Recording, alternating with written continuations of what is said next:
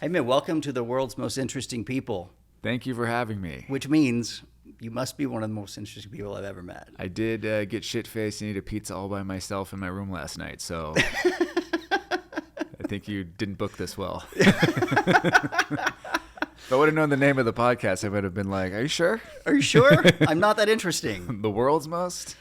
Well, maybe not even Addison's most. So Geoff, for those who don't know, is a comedian, and he's been on MTV to the point he gets recognized in foreign countries as that dude Sometimes, from MTV. Is that fair? I have been, but I don't know if I will anymore. I look a lot older now than I was on the show. So you know the only thing people ever recognize me for? What? 5-hour energy commercial. Oh, really? Yeah, I did a non-union like you did. Oh, and they aired it forever? They aired it forever for 6 months. So all my friends in high school were like, dude, cannot believe you're a truck driver now. It's like, really? I'm a truck driver. And then one girl goes, I didn't know you had a fat brother. What? Oh, she thought... Because I was fat. Oh. Because they needed a fat truck driver, and I just happened to be fat that year. Oh, I thought you meant you gained weight for the non-union commercial. No, I was just fat. You Christian Baled it for the non-union 5-hour energy commercial? For the $3,000. How much do you need me to gain? Give me the donut shop.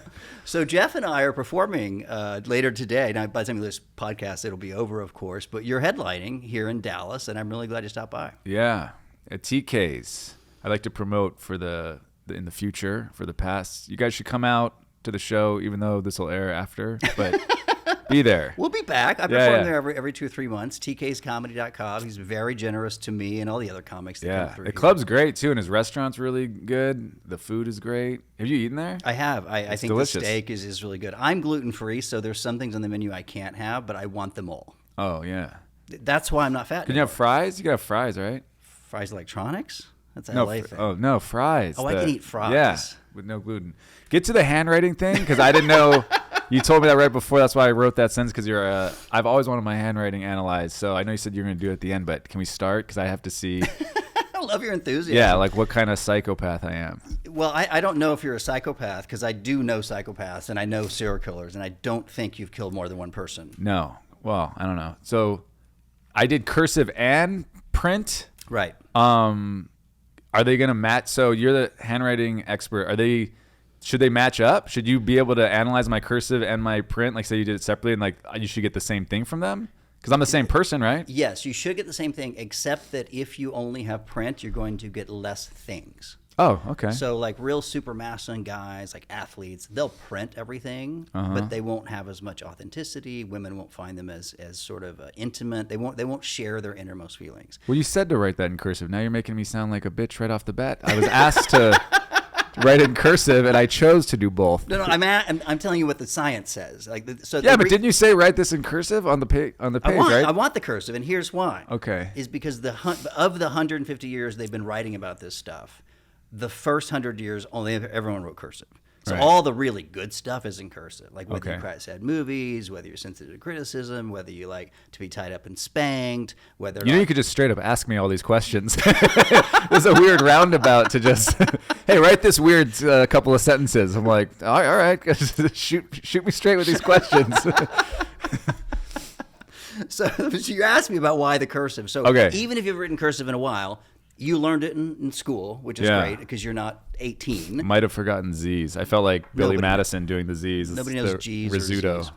Well, G's I know because of my name. So therefore, it would come out the same. It's just that with cursive, there could be things that would give me more insight than not having cursive. Therefore, since I'm being judged by whether I'm good at this or not, I prefer I don't both. fucking know if you're good or not. You're just going to tell me stuff. I'm going to believe you. Well, your wife will hear the show and go, he's totally right, blah, blah, blah. Oh, that's right. Yeah, you're right. Or, he's totally wrong. You don't masturbate excessively, blah, blah, blah, blah. Like, whatever I say, you will have people coming back for you. Okay. All right. You want to get started? You want to keep fucking with me? No. I'm just curious about it.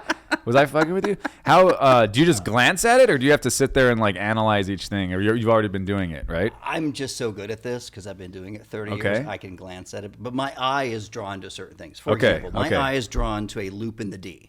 That means I got a loopy D. You do, and that means you're sensitive to criticism. Many people have said maybe the loopiest. Sorry. It's just a funny word, loopy D. No, don't apologize. That's why we're here. We're doing a comedy show. Hey, who told you my D's loopy? I can get it up. Go ahead. It's not saggy. It's not saggy, and it's not sideways. What's a loopy D? It means you're sensitive to people's criticism, which means you go for people's approval.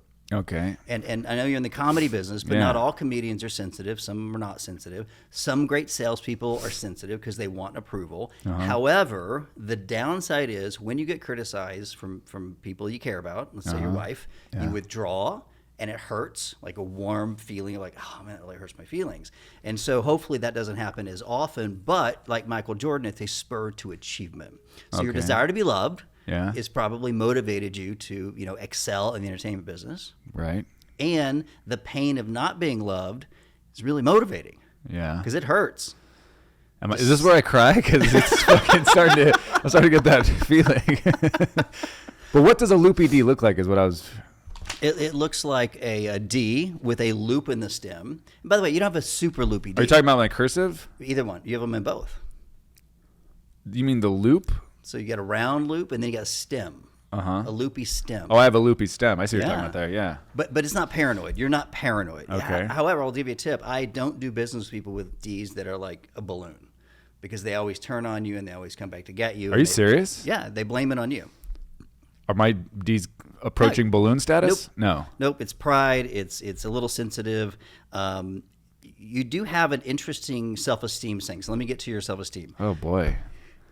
You have a variable self-esteem. You have variable? a lot of pride, okay. a lot of self-respect. You want everyone to respect you. Then you have these really high ambitions, and so you think you can achieve it. And then sometimes you have this kind of lower self-esteem where you doubt or have self-doubt, and then you don't want to take the big risk. And then your ego is actually very mild. For a comic, you're really humble. Yeah. Because I'm a narcissist. Like, I want the spotlight on me. You literally have good self-esteem and you're humble. How does that work? That's impossible. You can't be a comic. Well, so far, I mean, I'd say it's pretty accurate. I am very sensitive. My wife would agree with that. I don't know if she'll watch the show. She's watched all the other episodes, but now that I'm on, she probably won't. She's a big fan of yours. That's why I'm doing it. But no, I am really sensitive. The thing about the spotlight or whatever and all that, I don't know. Maybe when I was younger, I think it might have been a little bit different. But I got a lot of success. I had a lot of success early with stand up, and then but I always knew even back then, like even when I got on HBO and Comedy Central and the Late Late Show and all, I think before I was 25. Wow. Yeah, it was all before I was 25. Maybe HBO was 25. I don't know. No, it's 24. So I had a lot of success. And in my head, I was always like, oh, yeah, like I knew I was going to make it. I knew I was going to be good at this. Like I had this feeling inside me. But then I always knew, like, it doesn't matter until you can really sell tickets. It doesn't matter until you can, like, pack rooms. It doesn't matter until you actually have, like, a fan base. So I always treated everyone. I always thought it was better to be a good person than make it. You never believed your own press release, basically. Yeah. Exactly. I never got, like, a big head about... it's nice getting like compliments and stuff, but even after shows, I love being on stage. Like I'm super comfortable on stage. I'm not very uncomfortable, but I'm not very comfortable like waiting to go on stage. I don't get nervous to go on stage. I get anxious. Like I'm like, I just want to get up there. I don't want to listen to this. No offense, but like I don't want to listen to the other comics. I'm offended. I'm not your opening act tonight. No, I know, but I'm not like fuck that guy or fuck that girl. It's just kind of like I just want to get on stage. I want it to be my turn to be up there. But then even if I have like the best show ever and it's amazing, I'm just like, oh, that's awesome. But then after the show, I've never been great at taking compliments, like people are like, oh, that was so funny. I'm just like, oh, thanks. And like, I just want that to end there. And then I'm kind of like, if they want to talk, I'm interested in them or whatever. I get very uncomfortable. People are like, no, seriously, that was so great, blah, blah, blah. Like, you're awesome. And I'm just like, I don't want to talk about me, even though I was just on stage for an hour or whatever. Talking about me? Yeah. Talking about my life and all my stupid thoughts. Right.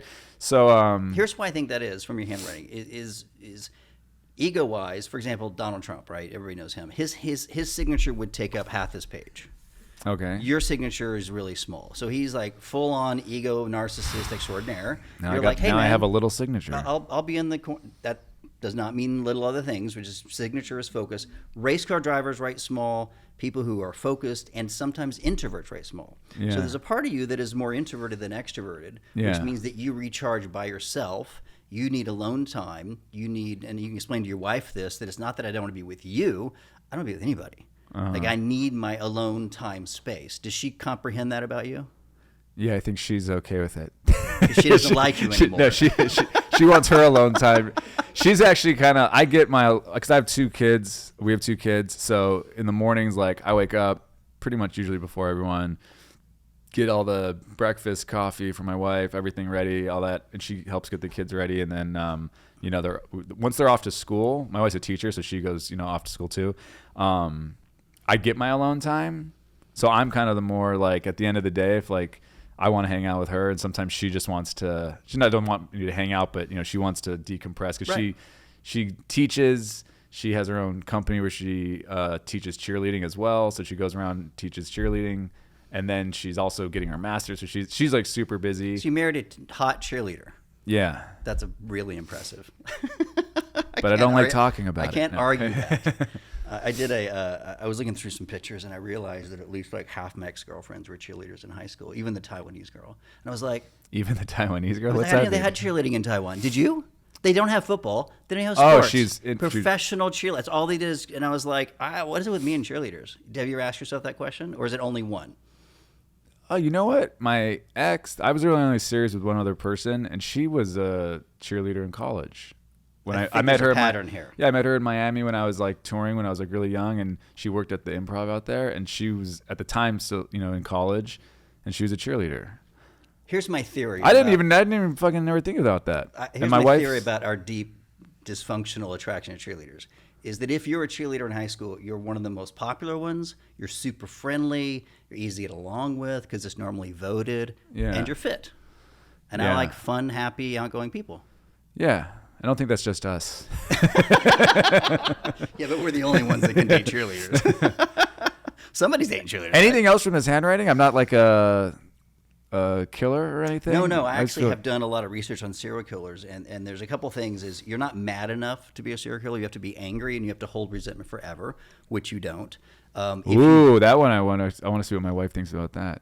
Okay. I could hold on to resentment. I feel like sometimes a little too long. I made a cardinal sin. I said you don't. Everybody sometimes has emotions. Yeah. In contrast to a murderer, you let things go relatively easily. In contrast to a murder, what about just regular people? Well, we're not asking about serial killers. I'm just saying. That's like, compared to an NBA player, you're terrible at basketball. It's like, well, what about just like a normal guy at the gym? No, but do I hold on to resentment a normal amount of time more than other people? And here's why. Just because you hold emotions in and you don't express them as easily, therefore you would hold any emotion in, process it before you let it out. The opposite of that is someone who has to have an emotion and get it out, and then they're just over it. But those people are like a real pain in the ass to hang around with because they're always talking about their feelings. They're almost too manic. So you're not manic. You're the opposite of manic. But I'm just saying you're not angry enough to kill somebody twice because... I shouldn't have brought up the killer thing. It is confusing because you are Wait, not so a murderer. You say I don't talk about my emotions? Because I think everything you said so far was pretty spot on. I know I'm also... I have my own opinion on myself like everyone does, so I don't see myself the way everyone else does. But I think my wife would probably disagree about... Because I do... With her, at least, I talk about, I'm very open with my emotions. So the handwriting says you're blunt and you're honest. So that probably supersedes the emotional comment I made. Okay. However, you're not 100% extrovert. You have this. And so generally people, one of the symptoms of introversion is they don't talk about their feelings or they process them before they do. But given your candid and your honesty, I would probably agree with your wife as you do talk about them. But I think you're going to process it more. Only final thing before we move on to your other stuff is that your Y's are straight down, which I think we talked about this, but I didn't identify it. And then that one is retraced. And so this means two things, and this is good news for your wife. Okay. Is that you're fiercely independent. Okay. And you're not a cheater. Okay. And your sex drive is not so high that one woman can't satisfy it. So you're very monogamous minded and like you like that intimacy. This has to be the clip that we put online. All right, are the hookers here? Did we get the edit point? Oh, is this still on? This is great. This still on? No, you're interesting. And the thing is, we haven't met till today, so this has really been a fun way to. I wonder what my wives looked like when I was younger.